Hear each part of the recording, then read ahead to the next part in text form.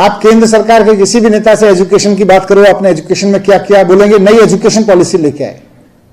3 साल हो गए इनको नई एजुकेशन पॉलिसी लाए हुए। इनकी एजुकेशन पॉलिसी में लिखा हुआ है कि जीडीपी का 6% हम एजुकेशन पे खर्च करेंगे।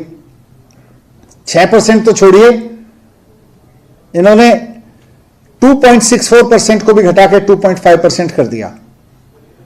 तो एनईपी का ढोल पीटते हैं एक तरफ, दूसरी तरफ एनईपी में जितना पैसा लिखा है उसको दूर देना तो दूर, और पैसा कम कर देते हैं। इंक्लूसिव ग्रोथ की बात करते हैं, लेकिन रोजगार इनके लिए इंक्लूसिव ग्रोथ में नहीं आता है। आज देश में बेरोजगारी की दर 8.3%, 8.3% है पूरे देश में। और अगर शहरों की बात करें तो शहरों में जो नौजवान बैठा है उसमें से 10% नौजवान बेरोजगार बैठा है। 10% बेरोजगारी शहरों में। इन्होंने पिछले बजट में वादा किया था कि हम 60 लाख रोजगार लेके आएंगे। कहां है वो 60 लाख रोजगार? क्या वो अगले बजट में बताते तो सही। 60 लाख में से कितने रोजगार आए? कोई रोजगार पे बात नहीं है, कोई नई स्कीम रोजगार की नहीं है। कह रहे हमने इंफ्रास्ट्रक्चर का बजट है। इंफ्रास्ट्रक्चर में क्या, कुछ एयरपोर्ट बना रहे हैं, कुछ सड़कें बना रहे हैं, अच्छी बात है, देश को एयरपोर्ट और सड़कें चाहिए।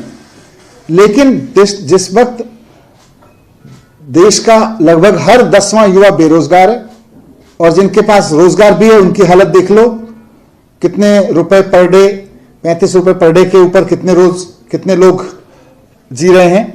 उन सबको देखो तो आपको समझना पड़ेगा कि दुनिया ने इन चैलेंजेस को कैसे फेस किया है। इसमें कोई विजन नहीं दिख रहा है इनके बजट में कि बेरोजगारी से कैसे लड़ेंगे। जहां जहां लोगों को दुनिया में बेरोजगारी का सामना करना पड़ा, जिन जिन इकोनॉमीज को उन्होंने चैलेंज के रूप में लिया और कंजम्पशन बढ़ाया, खपत बढ़ाई। खपत बढ़ती है तो प्रोडक्शन बढ़ता है, ट्रेड बढ़ता है, उससे रोजगार पैदा होते हैं, उससे लोगों को इनकम बढ़ती है। तो खपत पे कोई काम नहीं है, कंजम्पशन पे कोई काम नहीं है। केवल कुछ एयरपोर्ट बनाने से थोड़ी रोजगार बढ़ जाएंगे। आपको कंजम्पशन इकोनॉमी बनाना पड़ेगा। India is a big consumption market. आपके मार्केट को सारी दुनिया कंज्यूमर मार्केट के रूप में देख रही है, और आप सोच रहे हो कि हम 4 कैपिटल प्रोजेक्ट बना के हम बेरोजगारी दूर कर सकते हैं। बात ही नहीं है, बेरोजगारी की तो बात ही नहीं की बजट में। केवल कुछ प्राइवेट इन्वेस्टर्स को फायदा मिलेगा। ये कह रहे हैं इनकम टैक्स में छूट का बड़ा वादा कर रहे हैं, दावा कर रहे हैं कि साहब इनकम टैक्स में छूट दी, बहुत बड़ी छूट हो गई। मैं पूछना चाहता हूं, ये इनकम टैक्स में छूट का फायदा कितने लोगों को मिल रहा है? 50,000 रुपए की छूट दी है, किसको फायदा मिल रहा है? इस देश में कुल 4% लोग इनकम टैक्स देते हैं, और इन 4% में भी केवल 4% के 10% लोग इस नई स्कीम को यूज कर रहे हैं, जिसका ये दावा कर रहे हैं कि नई स्कीम में हमने इतनी रिबेट बढ़ाई है। तो यानी कि 0.4% लोगों को 50,000 रुपए की छूट मिलने को हम बहुत बड़ा दावा कर रहे हैं। साहब गेम चेंजर है। क्या गेम चेंजर है? इसके उलट देखेंगे, इंक्लूसिव ग्रोथ की बात कर रही है मैडम।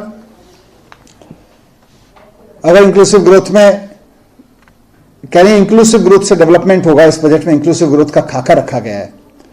कैसी इंक्लूसिव ग्रोथ है? जिसमें नौजवानों की बात नहीं है, जिसमें महिलाओं की बात नहीं है कोई, जिसमें किसानों की बात नहीं है, छोटे व्यापारियों की बात नहीं है, छोटी छोटी इनकम वाले लोगों की बात नहीं है, सुपर रिच की बात